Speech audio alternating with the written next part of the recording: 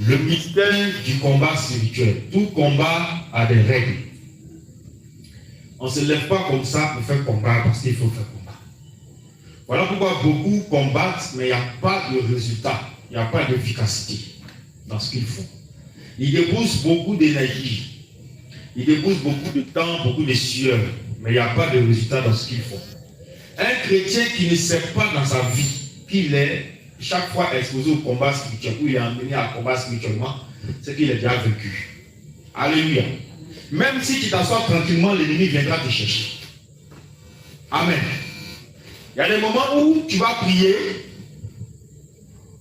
les prières de supplication, les prières d'intercession, et il y a des temps où ce sont des prières de combat qui vont s'imposer à toi. Comme le dit le livre d'Ecclésiaste 3, il y a un temps pour toutes choses. Alléluia. Donc un chrétien, un enfant de Dieu qui veut aller au ciel, c'est-à-dire qui fait son effort pour s'abstenir de toute espèce de mal, il doit comprendre qu'il sera appelé tôt ou tard à avoir des combats spirituels. Mais comment combattre? Amen. Parce que l'ennemi que nous combattons n'est pas physique. Je l'ai dit ici la dernière fois. C'est pourquoi le livre d'Éphésiens, le chapitre 6 nous dit, car vous n'avez pas à lutter contre la chair et le sang. Donc ce n'est pas la chair et le sang qui est en face de nous, contre qui nous devons lutter. Mais nous devons lutter contre les esprits méchants, les autorités, les dominations, c'est-à-dire les esprits qui utilisent la chair pour travailler. Alléluia. C'est pourquoi il y a un qui est mentionné comme tel, esprit humain de la sorcellerie. Amen. Parce qu'il travaille à travers la chair, il travaille à travers l'homme. Gloire à Jésus. Amen. Donc, il faut que tu comprennes ces choses-là. D'abord, dans le combat spirituel, il faut connaître qui tu es, la position que tu occupes dans le Seigneur. Parce que tu ne peux pas aller combattre si tu ne sais pas qui tu es en réalité. Deuxièmement, il faut identifier les armes que tu as en ta possession. Les armes que toi, tu possèdes. Quelles sont les armes qui sont à ta disposition? Il faut identifier ça. Troisièmement, il faut identifier l'ennemi que tu combats. Quelle est sa force? Quelle est sa faiblesse? Et qu'est-ce qui te donne la grâce ou la force de le dominer? Ou comment tu peux le dominer? Alléluia. Donc, tous ces paramètres-là, il faut identifier d'abord avant de t'engager dans un combat spirituel. Alléluia. Donc, la première chose, amen, pour dominer l'ennemi dans le combat spirituel, la première chose que tu dois faire, une repentance sincère. Quand on venait attraper le Seigneur dans le jardin de Gethsémani, le Seigneur a dit, c'est l'heure, voici c'est l'heure des ténèbres. Le diable vient et il n'a rien de lui en moi. Alléluia. Le Seigneur a dit ça. Donc, pour que tu puisses dominer l'ennemi, il faut que tu passes par une repentance sincère, c'est-à-dire abandonner tout ce que Dieu n'aime pas ou tout ce qui va à l'encontre de la parole de Dieu. C'est-à-dire, ta vie là doit être le reflet de la parole de Dieu. Et que l'ennemi n'a aucune chose ou aucun point sur lequel il va s'appuyer pour t'accuser devant Dieu. Alléluia. Parce que chaque jour, il y a l'accusateur qui accuse les enfants de Dieu devant son trône. Ah, tu veux exaucer telle prière, regarde toi-même sa vie. Regarde, il y a encore le mensonge dans sa vie. Il y a encore l'hypocrisie dans sa vie. Il y a encore telle ou telle chose dans sa vie. Amen. Et ta prière est inefficace. Donc, à travers ou à partir de la repentance sincère, une fois que tu t'es repenti, le sang de Jésus maintenant intervient. Parce que si tu n'étais pas repenti, le sang de Jésus, de manière sincère, le sang de Jésus ne peut pas venir intervenir pour effacer ton iniquité. Voilà pourquoi beaucoup, c'est un malheureux constat. On prie, on dit repentance, mais beaucoup retournent encore avec leur fardeau. Il n'y a pas de sincérité, il n'y a pas de vérité dans leur cœur lorsqu'ils se repentent. Ils savent très bien que ce qu'ils sont en train de dire, ça ne vient pas de leur cœur. Ils savent très bien qu'ils vont aller encore faire les mêmes choses, ou ils sont encore dans les mêmes choses. Donc ils retournent avec leur fardeau. Il y en a, leur fardeau leur est enlevé. D'autres retournent à la maison avec leur fardeau. Parce qu'il n'y a pas de sincérité dans la repentance. On ne se moque pas de Dieu, dit la parole.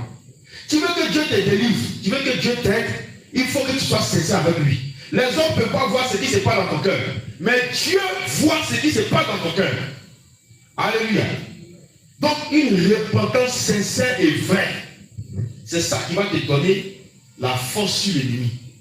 Tu ne peux pas combattre même le plus dernier des démons s'il y a des choses encore en toi dont tu ne t'es pas débarrassé et qui n'appartiennent pas à Dieu. Deuxièmement, pour pouvoir dominer aussi l'ennemi, il faut avoir une vie de sanctification. On ne s'engage pas dans un combat spirituel avec une vie de couleur, noir et blanc en même temps. Ça n'existe pas chez Dieu. Soit tu es noir, soit tu es blanc. Il n'y a pas de juste milieu. Voilà pourquoi dans l'éternité, il y a deux chemins. Il y a l'enfer et puis il y a le paradis. Il n'y a pas trois. Où on dit non, tu vas te reposer un peu quelque part et puis après tu vas au ciel. C'est une certaine religion qui parle de ça. On ne va pas dire le nom ici. Le purgatoire. On dit, tu vas aller purger tes péchés et puis après tu vas au ciel. C'est un gros mensonge. Il n'y a pas trois chemins. Le ciel et l'enfer. Donc, chez Dieu, soit tu es propre ou tu es sale. Chez nous, les hommes ici, si par exemple une personne a pris part à un repas et la personne, après le repas, s'est salie ou a une tâche, même s'il y a une manifestation, une fête, on peut quand même fermer les yeux dessus. Pour dire que bon, c'est pas grave, la personne peut rentrer dans la salle et puis ensemble on va s'amuser. Mais chez Dieu, ça n'existe pas. S'il se trouve une petite tâche en toi, Dieu ne peut pas t'accepter. Amen. Et si se trouve une petite tâche en toi, tu donnes automatiquement le pouvoir au royaume des ténèbres de te dominer. C'est pourquoi nous devons faire attention au péché. La vie de sanctification permet de dominer tout type de démons, même les plus coriaces. Il n'y a aucun agent des ténèbres, ni même un ange déchu qui ne peut avoir le pouvoir sur toi si tu es dans une sanctification vraie et totale. Ne peuvent pas te combattre. Alléluia. Parce qu'en ce moment, dans la vie de sanctification, puisque la vie de sainteté, c'est ce que respire le Saint-Esprit, il respire ça. Donc le Saint-Esprit assis en toi, c'est quel ange déchu qui peut contre toi devant le Saint-Esprit. Quelle que soit sa force, son autorité, quelle que soit sa domination, son royaume dans les ténèbres, il ne peut pas s'arrêter devant toi. L'ennemi lui-même, le principal, il ne peut pas s'arrêter devant toi. Il ne craint pas celui qui fait beaucoup de bruit dans le micro. Hein. Il ne craint pas celui qui fait beaucoup de bruit au milieu de l'église. Il craint celui-là même qui se sanctifie pour Dieu. Donc il sait qu'il n'a rien en lui sur lequel se baser pour l'accuser. Lui-là, il le craint beaucoup. Et il cherche coûte que coûte à le faire tomber. Troisièmement, l'obéissance et la soumission totale à la volonté de Dieu. Je te donne ici comment tu peux gagner un combat spirituel et dominer l'ennemi. Si toi, dans ta vie, tu n'es pas habilité ou tu n'es pas amené, tu ne fais pas l'effort à obéir et à te soumettre totalement à la volonté de Dieu, c'est que Dieu veut pour toi. Là. Si toi, tu ne fais pas ça, tu as déjà vécu. C'est quel combat? Bon, quand tu as dit je fais ça au nom de Jésus, c'est qui va exaucer? Qui exauce les prières? C'est Dieu. Mais si tu ne fais pas ce que Dieu veut, c'est quelle prière il va exaucer? Donc ton bruit, ton cri, ta manière de faire est inutile. Et l'ennemi te voit, il se moque de toi. Tu perds ton temps. Tu finis, tu transpires, tu respires, tu as soufflé. Ah, on dit là, il a gâté, hein, il a tué. Hein. Tu n'as rien fait. Parce que Dieu t'a dit fais comme ça, tu as résisté. Dieu t'a dit passe ici, tu as résisté. Amen. l'obéissance à Dieu permet de dominer l'ennemi. La soumission totale à la parole de Dieu et à la volonté de Dieu permet de dominer l'ennemi. Alléluia. La quatrième chose, la mise en pratique de la parole de Dieu.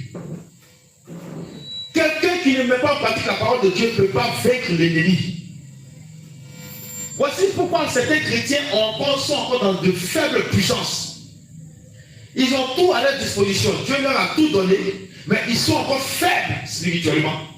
Pourquoi? Parce que la mise en pratique de la parole de Dieu est un problème pour eux.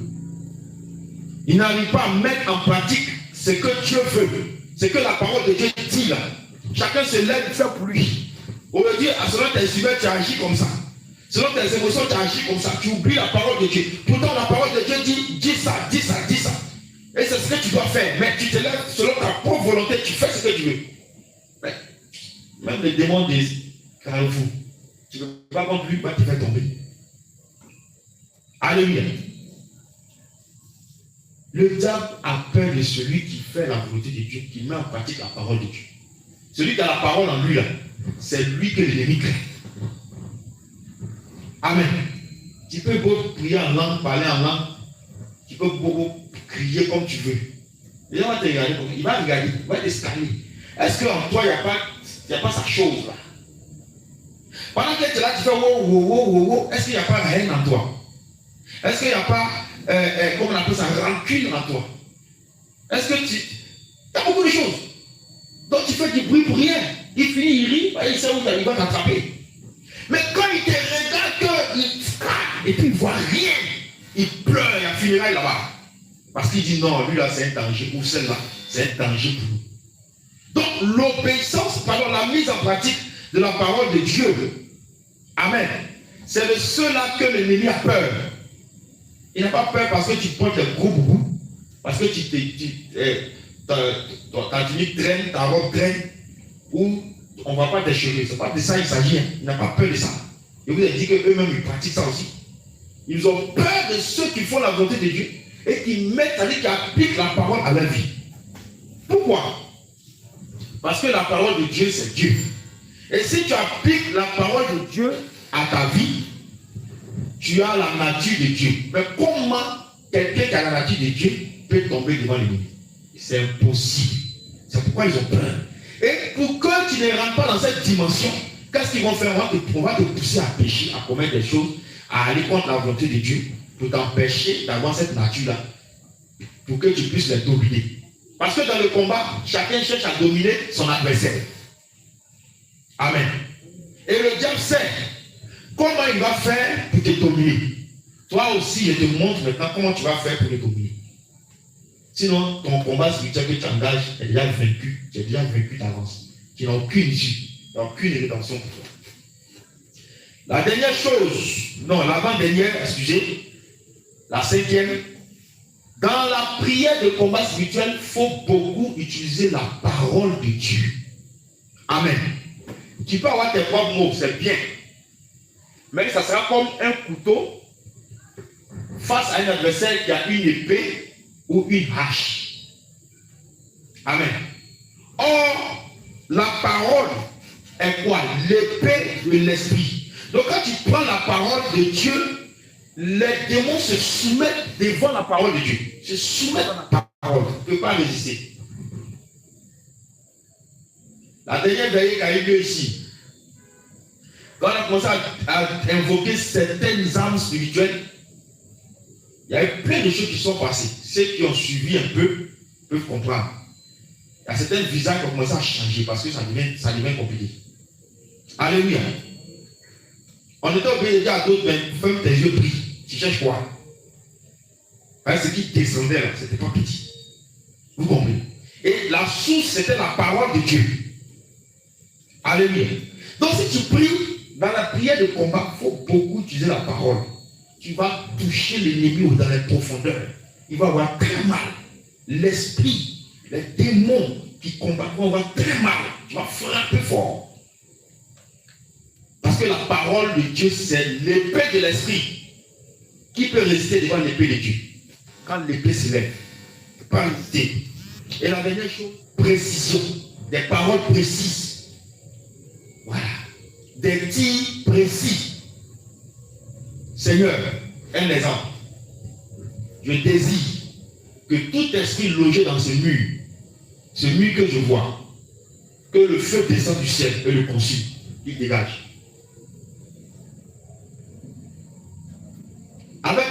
Dans le combat spirituel, on ne tourne pas autour du pot. On ne tourne pas autour du pot. Hein. Quand tu vas faire ça, tu vas déclarer ça par la foi en Jésus, par la foi dans le nom de Jésus. S'il y a un démon dans le mur, là, il va fuir. Et le feu que tu as invoqué va pouvoir le toucher. Il va dégager ici. Donc il faut la précision. Qu'est-ce que tu demandes? Qu'est-ce que tu veux atteindre dans ta prière? Il faut dire ça clairement et de façon précise. Sans tergiverser, sans trop parler. Alléluia. Et tu vas voir cela s'accomplir. Je le dis en conséquence de cause. Je le dis parce que mes yeux ont vu. Alléluia. Donc voici les moyens par lesquels tu pourras dominer l'ennemi.